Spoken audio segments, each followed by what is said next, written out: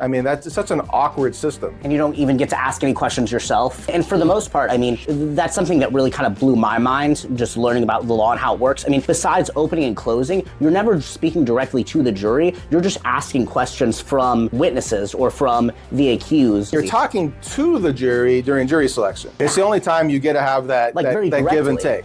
But you want to mimic that process in your closing argument in the sense that you want to be asking questions that they're going to be asking in their own heads, and then you answer them. You're trying to anticipate the way they're thinking, right? Because just like layering memes and, you know, giving more and more information, we're layering a meme environment too, right? Yeah. Because you plant like this seed in voir dire, you know, you're seeking the truth, you're trying to find out what they're thinking and why they think, but you're also trying to program their minds to think a certain way about how they process information coming from the government in a criminal case, or you're saying words and phrases to plant ideas so they'll filter information a certain way, right? And so you're kind of doing some pro-liberty propaganda as a defense lawyer. You're trying to tell a story in a way they don't know that they're being told a story where they're the main character, right? They think they're going to be getting told a story about some dude that's been accused of a crime.